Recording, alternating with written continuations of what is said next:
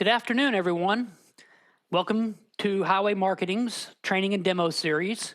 Today, we're going to be doing some training with Shure's Wireless Workbench 6 software, and I'll go ahead and introduce myself. My name is Clayton Mills, and I'm the Regional Sales Manager for the Systems Integration business here in North Texas for Highway Marketing. Also joining us today on the chat page is Wes Pitzer. He is our Regional Sales Manager for Production and Retail in North Texas and Oklahoma. He'll be available to answer any questions that might pop up as we look at doing some of this training. So today's training is going to focus on Shure's Wireless Workbench 6 software, which is a very popular topic. It's a very comprehensive software program that not only monitors your wireless, but also allows for frequency coordination and a lot of other useful tools. And we're really going to focus on this aspect of frequency coordination today. I decided to break this into two webcasts because it's such a comprehensive topic. So today we'll be starting with kind of an introduction or the basics of using the software for frequency coordination, and next week we'll be doing a follow-up webcast on some advanced features. So a lot of questions we get about Wireless Workbench software is how do you use this for frequency coordination? And it's a very, very useful tool. So I do want to go ahead and just transfer over to the software here. This is what you see when you open up Shure's Wireless Workbench software. Now to note, this works on iOS and Windows, so you can use this with both Mac or PC. We do not have an iOS or Android app, though. It does require a computer of some sort to run this software. One misconception with Wireless Workbench that I hear a lot is it will only work with Shure's networked-based hardware products, which is not true. For frequency coordination and other things, we actually have a lot of profiles created for our wireless products that don't have networking ports, as well as other manufacturers' products as well, built into some of the presets and equipment profiles inside the software. Now, it is true that if you are connected on a network in the same IP range and subnet mask as Shure hardware that has a network port, for example, QLX Digital, ULX Digital, Axient Digital, the now discontinued UHFR products, as well as a PSM 1000 transmitter or our Spectrum Manager, they will automatically populate in the inventory. You can also use those hardware devices, at least the microphone receivers, QLX Digital, ULX Digital, Axient Digital, and our AXT600 Spectrum Manager to conduct a frequency scan that will automatically load into the software. However, you can do a lot with this product of software without having those Shure products necessarily connected. So today, for example, I don't have anything yet in my inventory because I don't have anything connected to it over the network. I actually don't have any Shure hardware here. Yet I can still coordinate frequencies for wireless microphone systems based on some information that I'll show you today.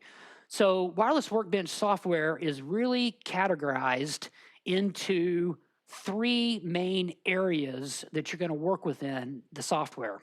The first being this inventory page here. The second is what we call the frequency coordination page. And we'll be spending a lot of time in there in a moment. And the third page is the monitor page. This is the area where you are connected to Shure hardware and allows you to manipulate and monitor those devices in real time. And that is something we'll do probably another web series on. If you're interested in learning how to use the monitor window with Wireless Workbench software and your existing Shure hardware, there's quite a few videos that Shure has already produced that are on YouTube demonstrating the capabilities. And it's a very powerful feature set, especially for live event production type of applications. So we will start with the inventory page. This is a very important area of the software. Oftentimes when you're starting out, you already have an existing inventory of wireless products that you're wishing to coordinate and organize. So you can create an inventory manually without being connected to any Shure hardware devices, or like I mentioned, the products that don't connect on the network or are from another manufacturer and obviously would not auto-discover in the software, by using this Add New Device button in the top left corner here. So when I add a new device, I can look down here and see that there are quite a few manufacturers' product that are already loaded into here. We have equipment profiles for these already stored in Wireless Workbench. You can also create your own, but that's an advanced topic, and we'll come back to that later. So for example, if I know that I have some Shure Ulix Digital 4 quads, 4-channel receivers in G50, I can choose the number of devices that I have. Let's say I have 3 of those and 12 channels of them. Now, there are some properties here when you add a new equipment profile that we'll talk about in the advanced Streamcast webinar that I'm going to do next week. That would be using zones to break up wireless in a larger area or venue into different sections based on what rooms they're in, or inclusion groups, which is another way of organizing and coordinating software. Ulix Digital does have 2 modes of transmission. If you watch the Streamcast that we did last week on using digital wireless, we talked a lot about high density mode. So when you choose the equipment profile for Shure Ulix D4Q, for example, you do have the option of choosing whether that's in standard or high density mode. I'm going to go ahead and add those, and they're going to auto-populate into my inventory. Now, I may have some other products as well. I could potentially have some Shure SLX. Maybe I've got a couple channels in H5. And then I've got a little bit of some in-ear monitor transmitters in my inventory as well. So let's scroll down to the non-networkable PSM 900s, and maybe I have 4 of those, for example, in G7 frequency range, and 2 in the G6 frequency range. Now I've created my inventory here, and you can see it's populated a lot of information. We'll just kind of go through some of the descriptors here of that product. So obviously the manufacturer is Shure. It tells me the model number. You know, I can sort this by ascending or descending categories based on the model. If I had multiple manufacturers, I could do that as well. Note we do have a sort window up here as well, so we can sort by type, wireless microphone or in-ear monitor transmitter, zone, or even network. We do have channel names, which currently I don't have a channel name for anything, but if I wanted to enter one, for example, I could call this pastor mic, and this could be lead worship, or I just do worship 1. We could do guitar 1. Sometimes people like to give names to who is using the microphone. So you can go in here under properties of channel name and enter that information. I can also modify my device ID if I have multiple devices of the same type in my inventory to further categorize that. You can sort by band. If they have a group and channel assignment or a frequency already assigned to them, they will appear in your inventory list. At this point in time, we've just started our inventory, so we haven't actually done any frequency coordination. I do have the ability to look at my transmit power. Transmitter profile is something I'll talk about in the advanced webinar that we're going to do, as well as transmission mode, that being standard or high density, if that product has a standard or high density mode, zones as well. Some of these other things that are shown out here, tags is something that I'll look at in the item properties that can make you organize your wireless a little bit easier. Inclusion groups, we'll talk about that in the advanced one. If you are on the network with any of these products, if they do have the network port in their Shure products, it'll show you the IP address. And if they're associated with a Spectrum manager, you'll have that information as well appearing in those columns there. So if we go over here and look at item properties, and once again, I'm not really online, but we do have something called presets, which is an advanced topic. I'll want to focus more on that later.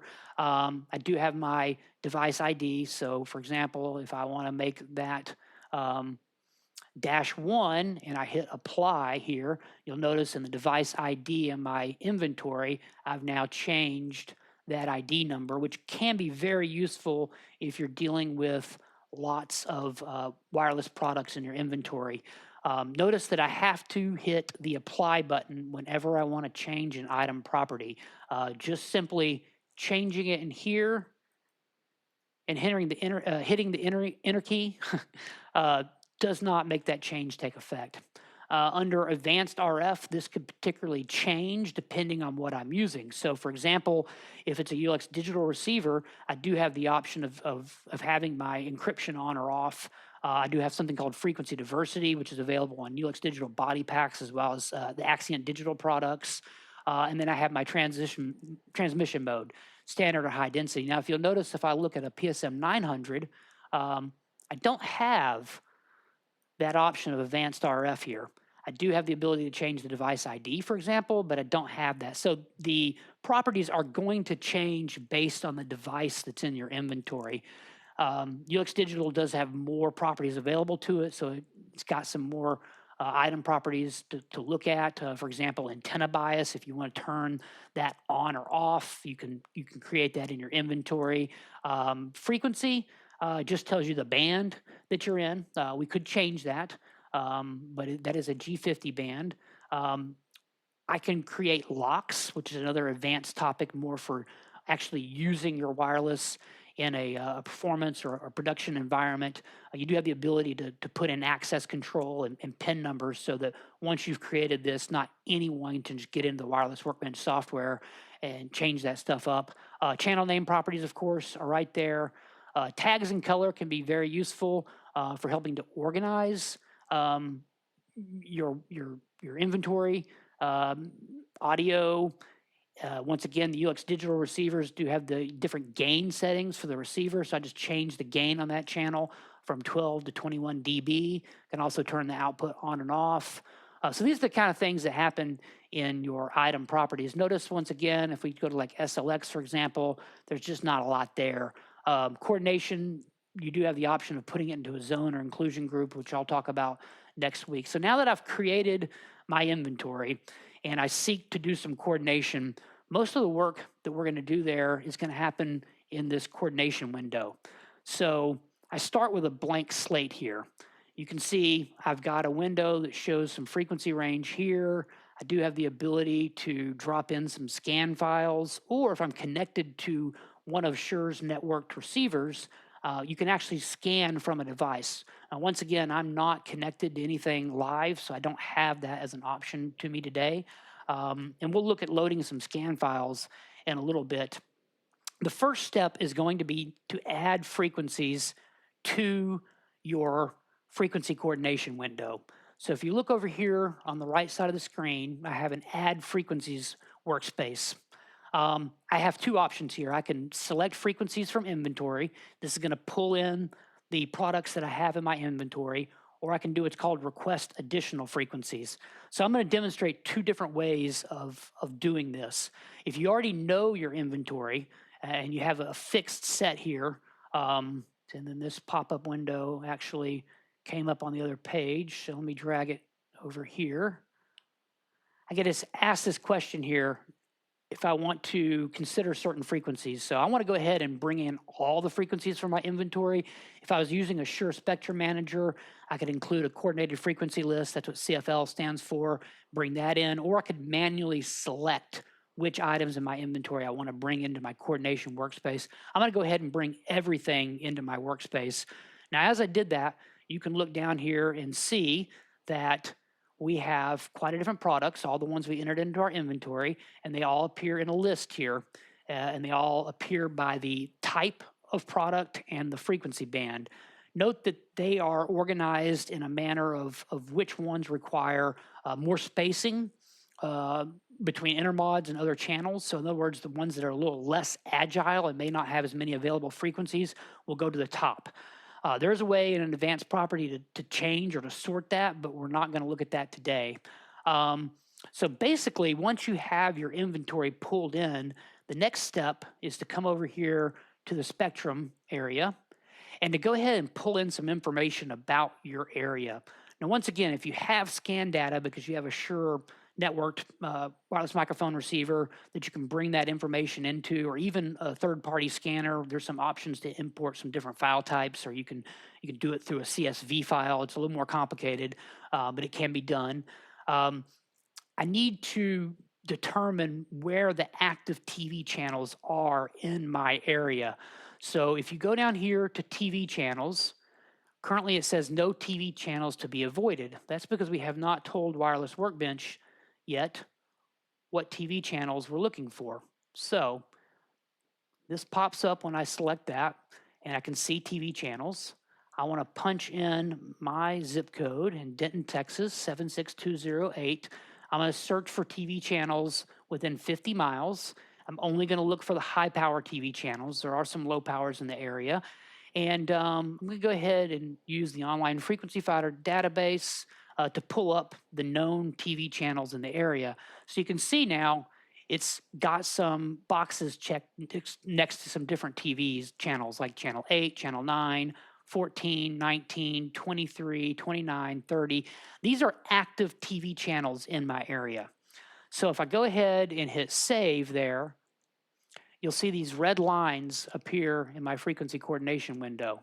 And if I use the zoom tool, I can begin to zoom in and show a little bit more about where those areas are.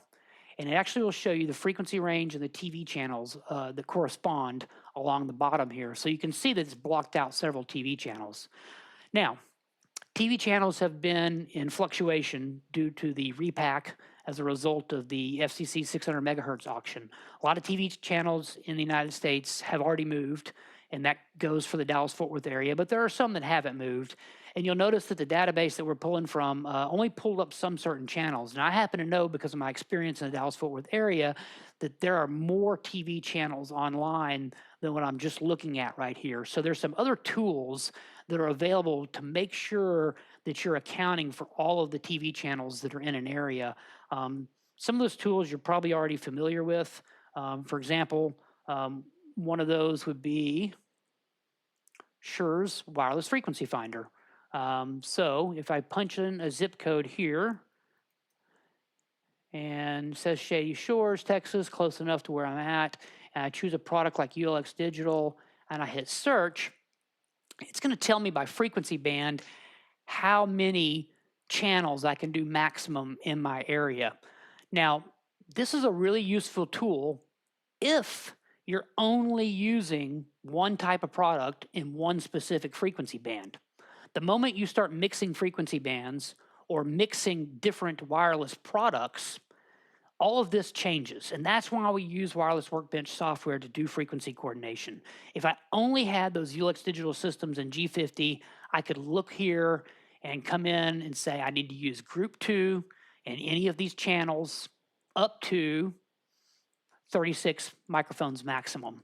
However, as you saw in our inventory, we loaded up some SLX and some Shure PSM 900s, so I can no longer rely solely on the frequency finder to do my frequency coordination for me. The useful part of this is we have the available TV channels and the unavailable TV channels. Now, we pull this information from a company called KeyBridge. And KeyBridge is a company that provides a service that if you want to look for TV stations in your area because you're going to be deploying a digital TV antenna like at your home to get over-the-air reception of these TV channels, KeyBridge is a website that provides that information about what TV channels are online.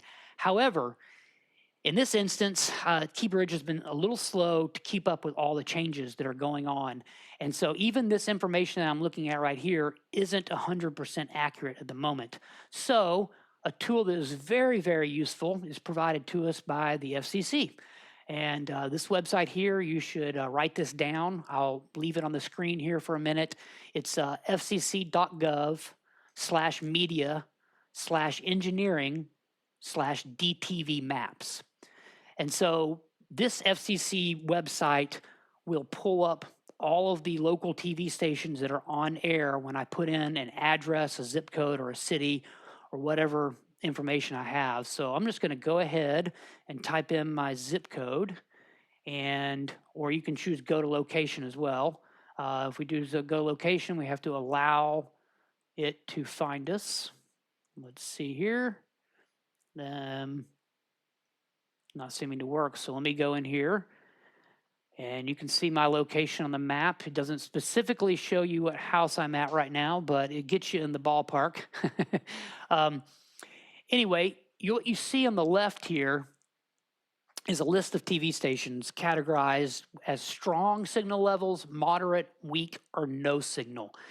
And so I can go through here and click on each TV station. When I click on that TV station, notice that it shows me on the map the relative distance and location of my location to where the TV transmitter is actually located for that TV station.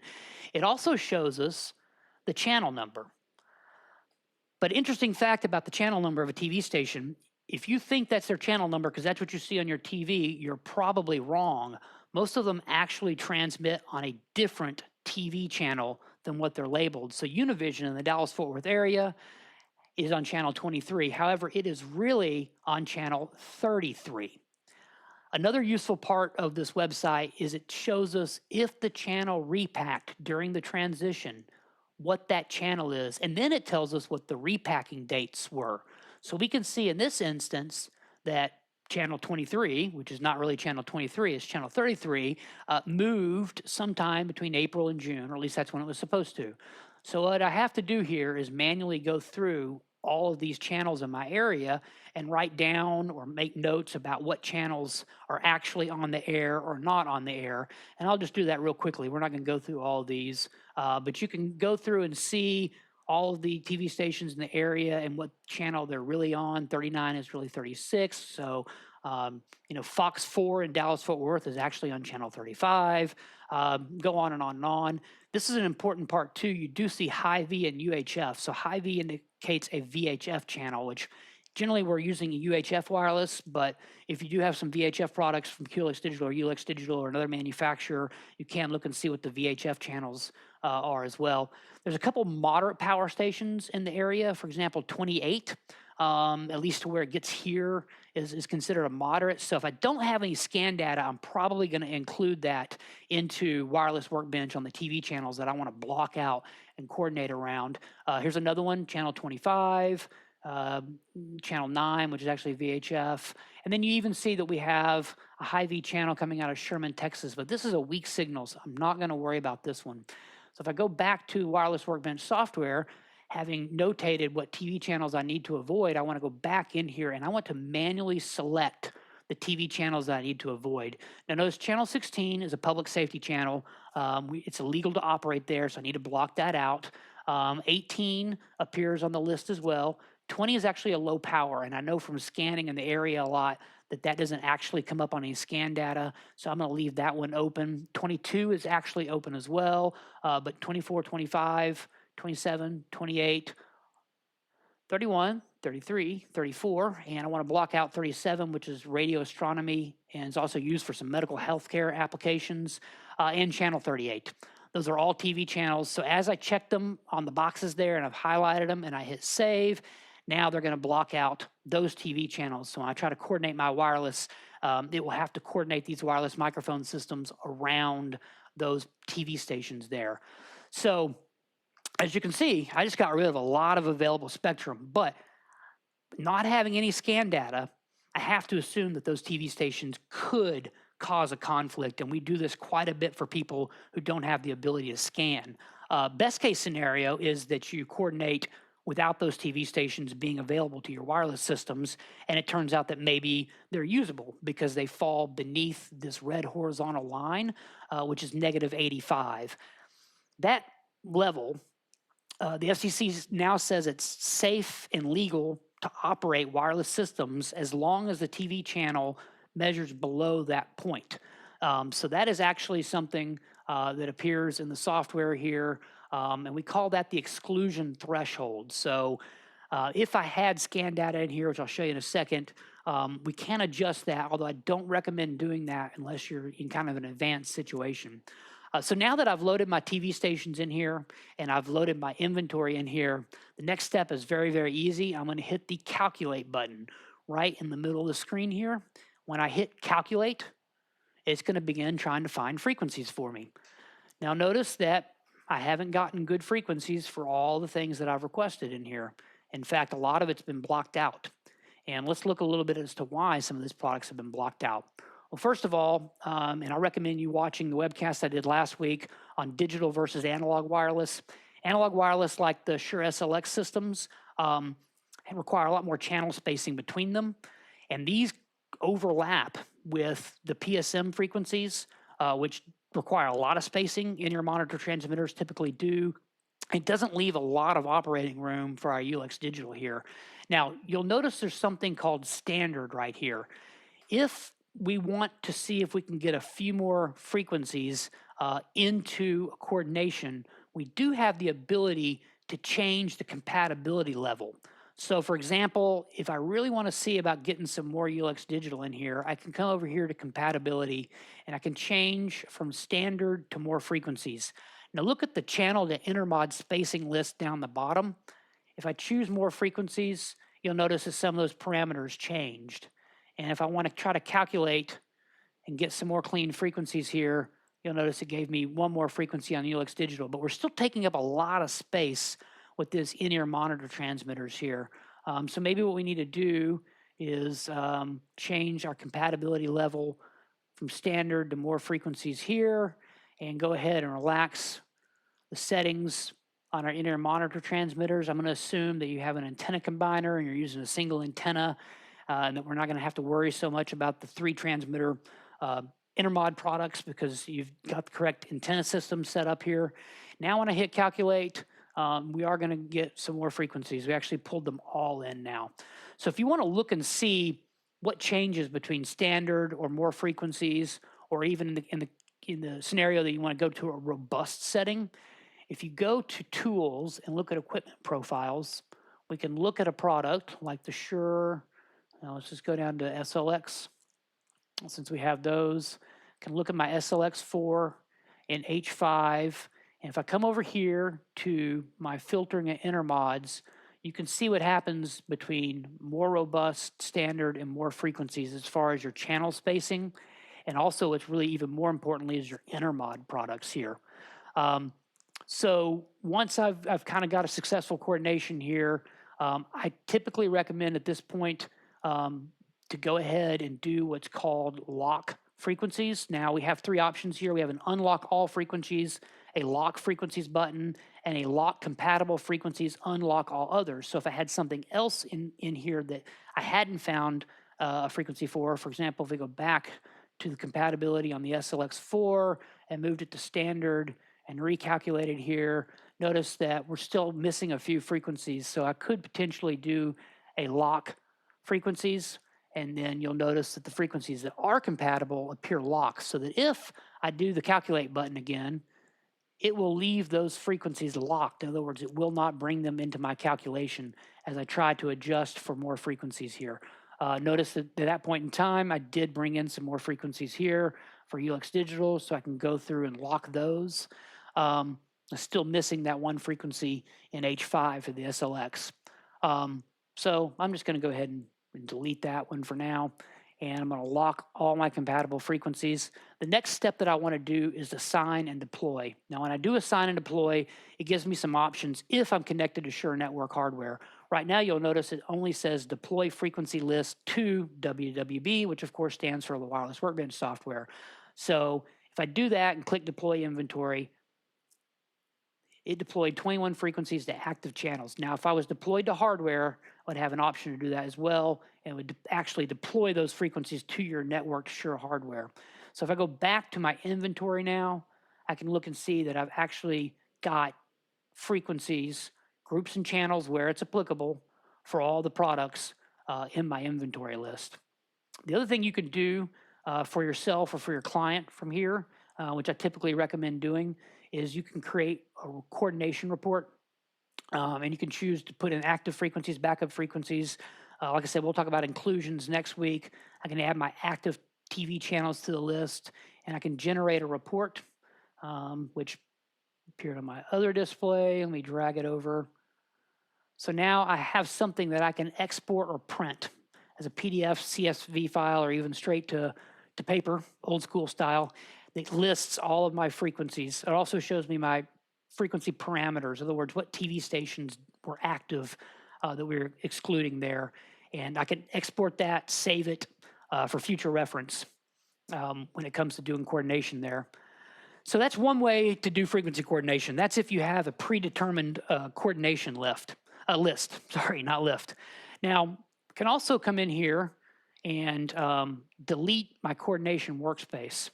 So I'm going to go ahead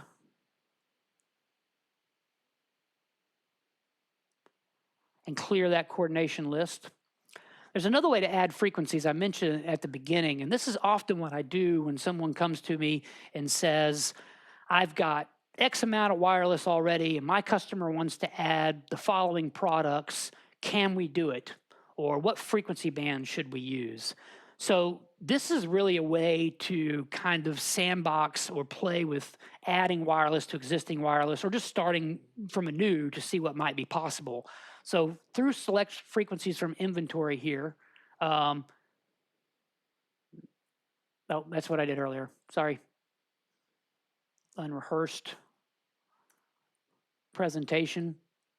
What I want to do is request additional frequencies.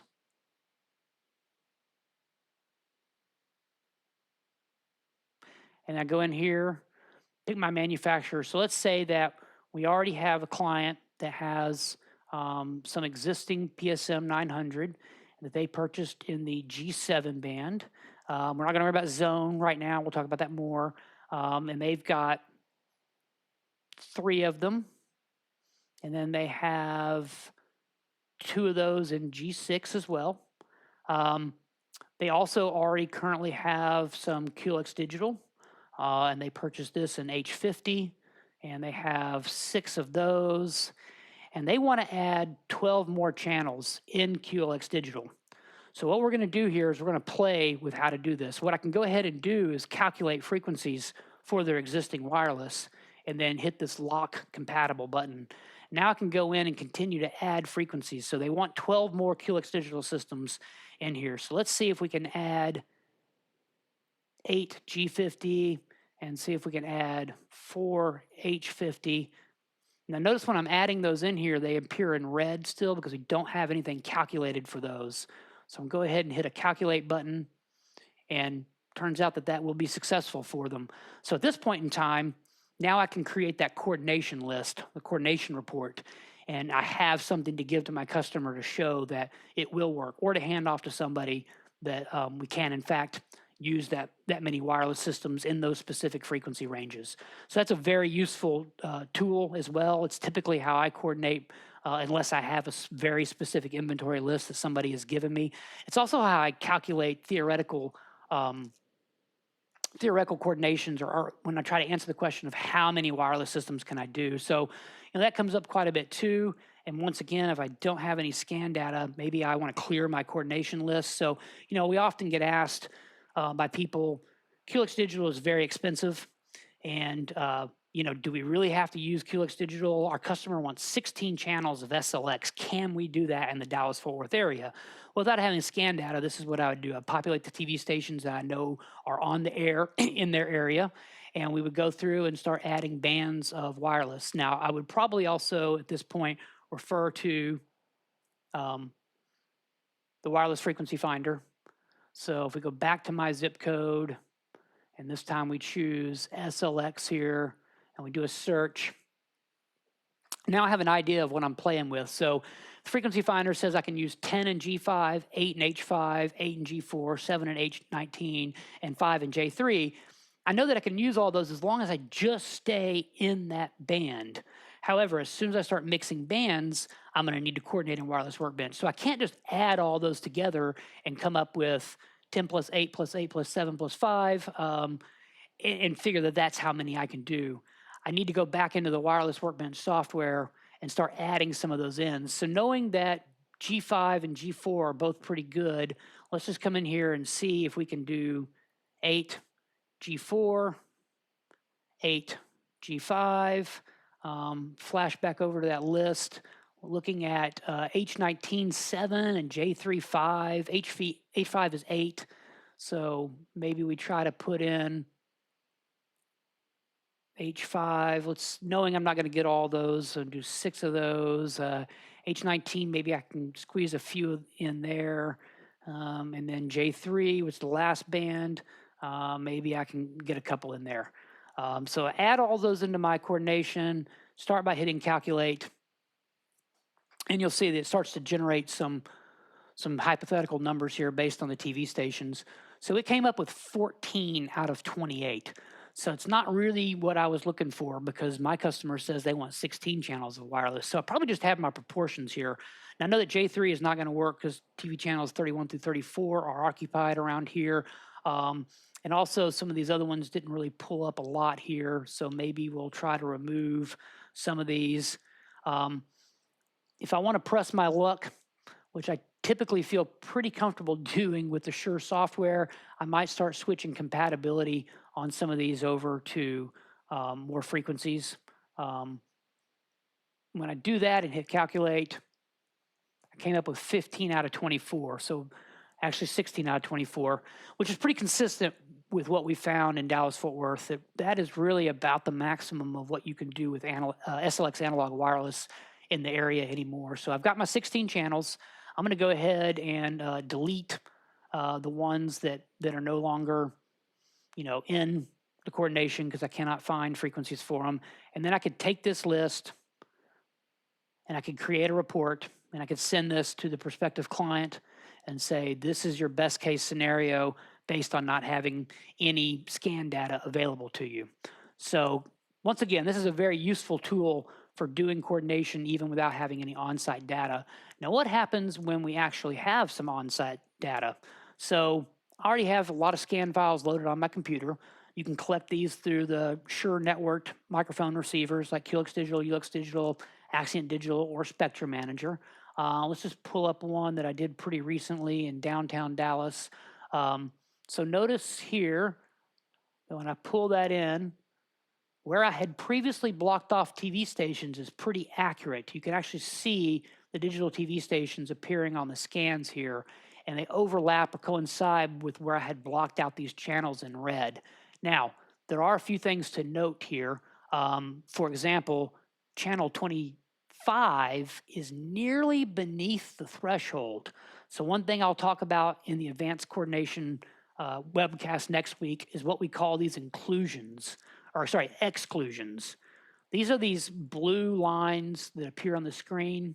The exclusions are if a signal is above that threshold level like that. Wireless Workbench thinks that is potentially a single transmitter, not transporter. This is not Star Trek. This is Wireless Workbench. So it thinks it might be a single transmitter, and it's going to try to calculate intermods and some other stuff around those. So in order to remove that, I can simply pull out my exclusions here and just block them out. But I am looking to see what is being used as far as my TV channels. And really, there's not a lot of areas that are safe to actually put more wireless in. Channel 32 is debatable. You could potentially try to operate on top of it if you had to. I would recommend it being so close to that threshold of -85 for the exclusions that you leave that out of there. Another thing you can actually do with the exclusions here in the spectrum menu is go into the exclusions window. Let me just drag that onto the screen here. And I can actually deselect these. For example, those it thinks are particularly single frequencies, although they're in the 600 and 700 megahertz range, so they're not that big a deal. And actually do some of the same thing with these single frequencies here and move those out. Then if I wanted to, I might open up channel 32 where I could use some of these in here. I could go back and add that exclusion, but we'll deal with that a little bit more in the advanced webinar. I want to get to some questions here if you have them in a second. So now I'm going to repeat the same exercise I did before, but now I have the scan data to confirm that the TV channels that I had blocked out should in fact be blocked out, right? So go back in this scenario, we've got someone coming to us to say we need to replace a bunch of existing wireless in a high school auditorium, for example.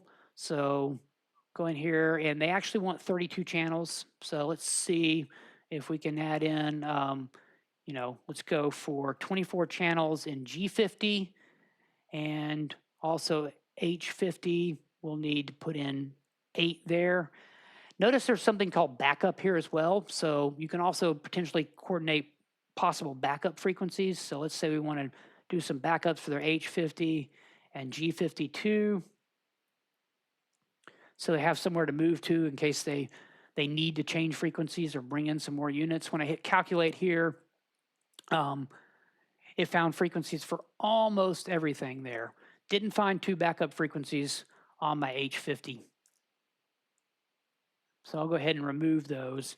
So this is, basically a coordination that can be done ahead of time for what you already have or what you're planning on deploying. Once again, we can lock our compatible frequencies, and I can print a frequency report that I can hand off to somebody or keep on site so people know what those frequencies should be. So it's a very, very useful tool as well. If you're ever in a situation where you have some wireless products that are already loaded into a file, for example, if I wanted to add some frequencies in here, let's say UR4D, and I want to go with the J5 band, and they have 4 of those UHFR units there. I could come in here and try to put in a frequency when I pull it in, and then do what's called analyze. When I click on the analyze report here, it'll kick out a, I drag this over to my screen, sorry about that. Anyway, it'll kick out a report that would show if I had any duplicate frequencies or channel-to-channel spacing violations, environmental conflicts, that kind of thing. So that's something I want to look at a little bit more when we do the advanced webcast next week. With Wireless Workbench, is a lot of times we're faced with a equipment list that already exists, and when the TV stations have been moving around and changing in the area, you know, we have to try to figure out what's usable and not usable. So that's something that I'm going to look at next week when we do the more advanced topics. So I would like to leave some time for some questions here. It looks like I've got a few here. So Joe Dempsey, hi Joe Dempsey. Is this presentation going to be available online later for the non-attending? Yes, it'll be on our YouTube page. I did manage to get a Star Trek reference in, Wes. Let's see what else. Yes, our friends over in Tennessee, they take it for granted how many TV stations they have to work with. It's actually worse in some places in Houston and other areas. So we're pretty tight in the Dallas-Fort Worth area. Does anyone have any other questions for me about using Wireless Workbench, you know, from a basic frequency coordination aspect?